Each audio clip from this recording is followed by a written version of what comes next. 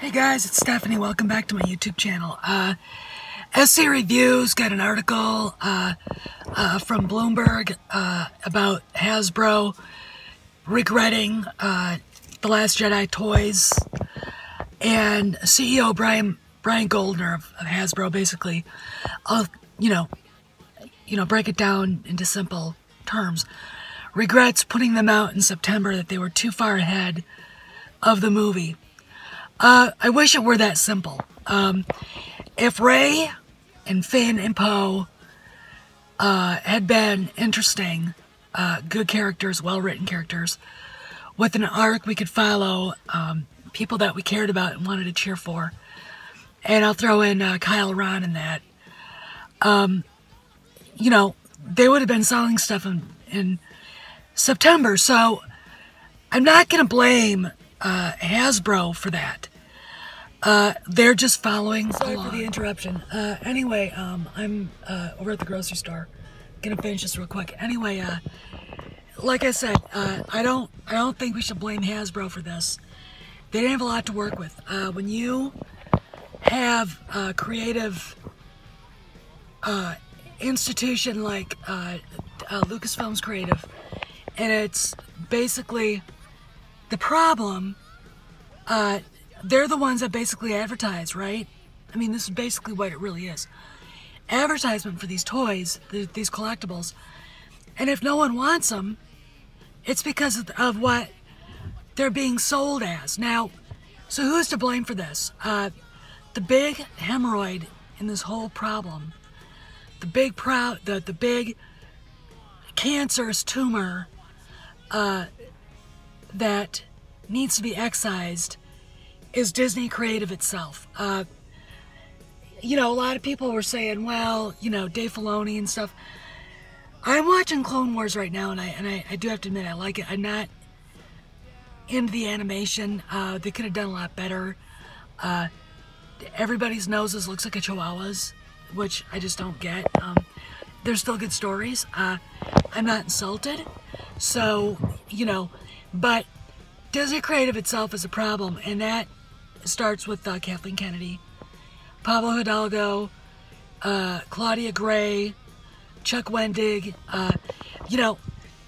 They didn't see when you hire activists instead of talented writers, screenwriters, comic book writers, novelists, you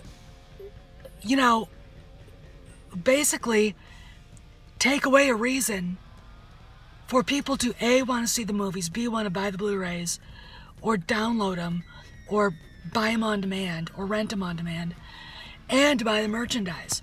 So really, Hasbro's saying, well, they put the merchandise out too soon. No. If J.J. Abrams had actually written a decent story for The Force Awakens, people would probably like Rey, okay? No one has a problem with the female character, lead character. Our problem is with the way she's presented, the way she's written, and the unapologetic F you to the fans when we complain about it. As a woman, I find it all very insulting, from the fact that nothing bad ever happens to her. She gets a little scratch on her shoulder. Big fat fucking deal, okay? To this Reylo crap, which is a terrible thing for girls to see. Again, as someone who's not a feminist, who has taken full responsibility for the effed up relationships I've had in my past, you can't save a man who doesn't want to be saved, and it's not your responsibility. What they're doing with this Reylo shit, this stolen fanfic, is giving girls a wrong message, a bad message. And, what I find fascinating is it's a bunch of feminazis, left-wing, third-wave feminists that push this. It's like, I don't get it. So anyway, and that's the problem with Rey. Finn, he goes from being what could have been a great character to Bojangles, a minstrel, you know, dance for me, you know, and Poe, there's nothing there in Poe, all right?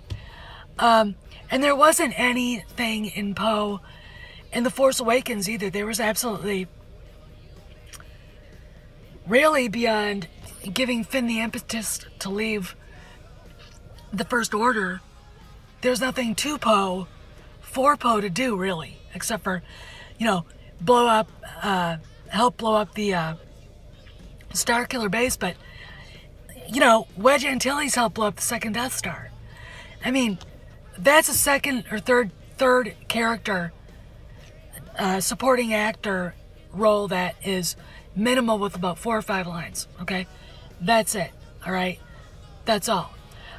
You know, Phasma is a bore. Hux is a cartoon. You know, then we go to this Rose Tico, which is Madam Butterfly Potato Sack, okay? And then you've got Admiral Gender Studies, Vice Admiral Gender Studies. You cannot sell toys based on activism. No one cares about these characters. That's why they failed. It is not because Hasbro put them out in September. They always put stuff out in September and it always sold, right? So basically, you can draw a red line from not selling the merchandise to Disney Creative, and it's not going to go anywhere but back to Disney Creative. That's where the problem is. Because they have activists running the circus who don't care about anything else but forwarding their insane social justice warrior, social engineering, you know, F you to the patriarchy, you know, this big lie about diversity that they perpetuate, and down our throats, okay? So that's what's wrong. It's not Bloomberg. All right.